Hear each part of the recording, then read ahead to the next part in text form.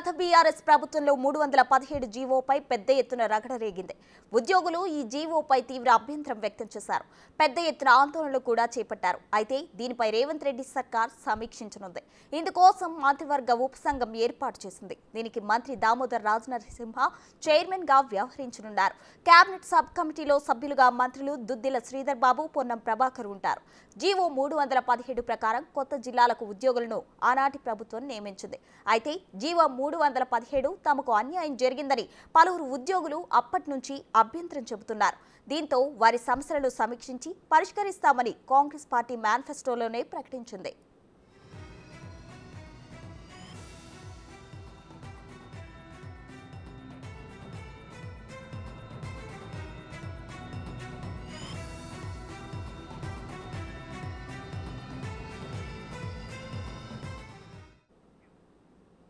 ఇక GO number 317 పై CM Revanth Reddy దృష్టి సారించారు. దీనికి సంబంధించిన పూర్తి అప్డేట్స్ మా ప్రతినిధి సాదిక్ లైవ్ లో అందించడానికి సిద్ధంగా ఉన్నారు. చెప్పండి సాదిక్.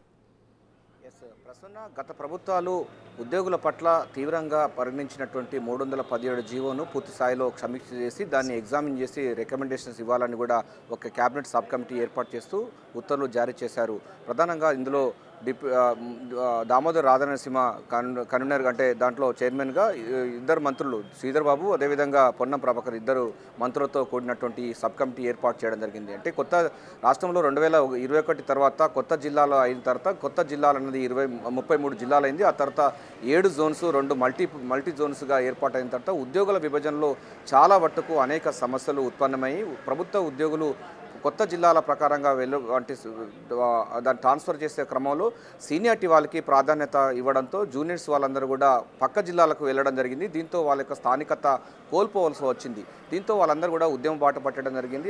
ఆ మధ్యకాలంలో అటు రేవంత్ రెడ్డి పీసీ చీఫ్గా ఆయన కూడా ఉద్యమ బాట పట్టారు. ఈ 317 జీవోను పూర్తి స్థాయిలో సమీక్షించాలని కూడా చెప్పడం జరిగింది. అది తాత్కాలికమైనటువంటి అలొకేషన్స్ అని చెప్పినప్పటికీ ఆ తర్వాత పూర్తి స్థాయిలో కూడా ఉద్యోగుల విభజన కొత్త జిల్లాల ప్రకారం చేస్తున్న క్రమంలో సీనియారిటీ వాళ్ళకు కొత్త జిల్లాల్లో దగ్గర పోస్టులు ఇచ్చారు. అదేవిధంగా జూనియర్స్ ఉన్నటువంటి వాళ్లకు ఇతర ప్రాంతాలకు ట్రాన్స్ఫర్ చేయడంతో చాలామంది ఉద్యోగులందరూ కూడా తీవ్ర ఆవేదన వ్యక్తం చేయడం జరిగింది. స్పౌస్ కేసెస్ ఉన్న వాళ్ళ పరిస్థితి మరీ దారుణంగా ఉన్న నేపథ్యంలో ఒక్కొక్క కుటుంబాలన్నీ కూడా చాలా ఇబ్బందికరమైన పరిస్థితి ఏర్పడింది. ఉద్యోగుల పాలిట ఒక రకంగా శాపంగా మారిందని చెప్పొచ్చు. రాష్ట్రపతి ఉత్తర్వుల ఆధారంగా ఇది 317 జీవోను కేసీఆర్ ప్రభుత్వం అప్పట్లో తీసుకొచ్చి ఉద్యోగులను అందరినీ కూడా కంటి మీద కునుకు లేకుండా చేసినటువంటి సందర్భం ఉన్న నేపథ్యంలో అన్ని రాజకీయ పార్టీలు కూడా పోరుబాటు పట్టడం జరిగింది. అప్పుడు పీసీసీ చీఫ్గా ఉన్నటువంటి రేవంత్ రెడ్డి కూడా ఈ 317 జీవోని పూర్తి స్థాయిలో రద్దు చేయాలని కూడా ఆయన డిమాండ్ చేయడం జరిగింది. అంతేకాకుండా అప్పుడు ఉన్నట్టు ముఖ్యమంత్రి రేవంత్ రెడ్డి కేసీఆర్ కూడా లేఖ కూడా రాయడం జరిగింది. డెఫినెట్గా ఇది 317 జీవో అన్నది ఉద్యోగుల పాలిట శాపంగా మారింది. స్థానికత సంబంధించిన విషయాల్లో వాళ్ళు కోల్పోతారు. వాళ్ళ యొక్క ఉద్యోగుల యొక్క పిల్లలు కూడా స్థానికత విషయంలో చాలా తీవ్రమైనటువంటి ప్రభావం చూపుతుంది. అదేవిధంగా హైకోర్టు కూడా స్పష్టమైనటువంటి ఆదేశం ఇచ్చినప్పటికీ కూడా ఎందుకు ఇట్లా చేస్తారని కూడా ఆయన ఉద్యమ పాట పట్టడం జరిగింది. అంతేకాకుండా అప్పుడు ఉన్నటువంటి బీజేపీ అధ్యక్షులుగా ఉన్నటువంటి బండి సంజయ్ కూడా ఏకంగా అరెస్ట్ కావడం జరిగింది. అంటే పెద్ద ఉద్యమం జరిగింది. సో 317 జీవో అన్నది ఉద్యోగులకు ఒక రకంగా చాలా తీవ్రమైనటువంటి ఆందోళనకు గురి చేసినటువంటి అది ఆ ప్రభుత్వం కాంగ్రెస్ ప్రభుత్వం ఏర్పడిన తర్వాత డెఫినెట్గా ఈ యొక్క 317 జీవోని రద్దు చేస్తామని కూడా అప్పుడు హామీ ఇవ్వడం జరిగింది. అంతేకాకుండా మేనిఫెస్టోలో కూడా పొందుపరచడం జరిగింది. ఉద్యోగులకు డెఫినెట్గా వాళ్ళ స్థానికత ఆధారంగానే వారి యొక్క సర్వీసులు వినియోగించుకుంటామని కూడా రేవంత్ రెడ్డి సర్కార్ స్పష్టం చేసిన ధర్మిలా. సో 317 జీవో సంబంధించిన పూర్తి స్థాయిలో సమీక్ష చేసి ఎగ్జామిన్ అండ్ రికమెండేషన్స్ చేయాలని కూడా ఈ క్యాబినెట్ సబ్ కమిటీ ఏర్పాటు చేయడం అన్నది ఉద్యోగ వర్గాల్లో చాలా ఆనందకరంగా చెప్తా ఉన్నారు. ఎందుకంటే ఇప్పటివరకు స్పౌస్ కేసులో భార్య ఒక జిల్లాలో భర్త మరో జిల్లాలో ఉన్న పరిస్థితి ఉంది.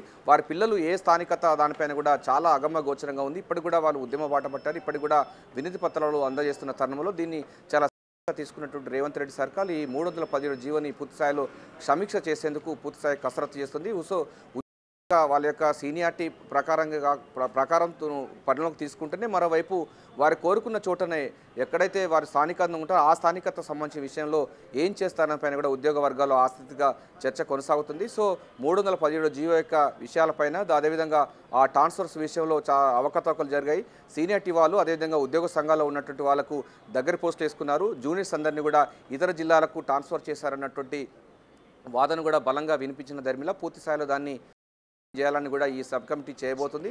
రికమెండేషన్స్ కూడా ప్రభుత్వానికి ఇవ్వబోతుంది. అతి త్వరలోనే ఈ 317 జీవోకు సంబంధించింది ఒక కలుక్కు వచ్చే అవకాశం ఉంది. ఉద్యోగులందరూ కూడా అంటే స్పౌస్ కేసులందరూ ఒకే జిల్లాలో ఉండే విధంగా, అదేవిధంగా సీనియార్టీని అదేవిధంగా జూనియర్ అనే భేదం లేకుండా దాన్ని మధ్య మార్గంగా ఏం చేస్తానపైన కూడా సర్వత్రా ఆసక్తి నెలకొన్న నేపథ్యంలో దానిపైన కూడా మార్గదర్శకాలు పొందుపరిచే అవకాశం ఉంది. ఎందుకంటే మేనిఫెస్టోలో కూడా పొందడం జరిగింది. దానికి సంబంధించిన అంటే 317 బాధితులకు పక్షాన కాంగ్రెస్ ప్రభుత్వం ఉంటుందని కూడా అభయస్థ మేనిఫెస్టోలో పొందుపరిచిన దర్మిలా దీనిపైన కూడా ప్రభుత్వం అయితే చర్యలు చేపట్టి అందులో భాగంగానే క్యాబినెట్ సబ్ కమిటీ ఏర్పాటు చేసింది. ఈ క్యాబినెట్ సబ్ కమిటీ 317 జీవోని పూర్తి స్థాయిలో ఎగ్జామిన్ చేసి దానికి సంబంధించిన కథా కమిషన్ అంతా కూడా పూర్తి స్థాయిలో నివేదిక ఇచ్చి ప్రభుత్వానికి అందజేయబోతుంది. ఆ తర్వాత కోర్టు ఉత్తర్వులు అదేవిధంగా ఆ సర్వీస్కు సంబంధించిన అంశాలను పరిగణలోకి తీసుకొని కొత్త మార్గదర్శకాలు రూపొందించే అవకాశం ఉంది. ఎందుకంటే 33 జిల్లాలు విభజన చేశారు. ఆ తర్వాత 7 జోన్లు 2 మల్టీ జోన్స్ ఏర్పాటు చేసిన తర్వాత ఉద్యోగులు ఒక్కొక్క ఉద్యోగి ఎక్కడెక్కడ పనిచేస్తున్నారో తెలియని పరిస్థితిలో ఉన్న నేపథ్యంలో దాన్ని పూర్తి స్థాయిలో ఇట్లా ఉద్యోగుల వర్గాల్లో అసంతృప్తి ఉండడం మంచిది కాదని కూడా రేవంత్ రెడ్డి మొదటి నుంచి భావిస్తున్నారు. సో ఆ తరహా సంబంధించిన వాళ్ళు ఉద్యోగ ఫ్రెండ్లీ ప్రభుత్వం ఉండే విధంగా కాంగ్రెస్ ప్రభుత్వం అయితే పూర్తి స్థాయిలో ఫోకస్ పెట్టింది. అందులో భాగంగా ఈ 317 జీవోని పూర్తి స్థాయిలో ఎగ్జామ్ చేసేందుకు గాను ఈ క్యాబినెట్ సబ్ కమిటీ ఏర్పాటు చేసింది. వారు వెంటనే ఈ అంశం పైన కూడా పూర్తి స్థాయిలో ఒక నివేదిక తయారు చేసి మార్గదర్శకాలు నివేదించి ప్రభుత్వానికి అందజేసే అవకాశం అయితే ఉంది. Prasanna. Right Sadiq, thank you for the updates.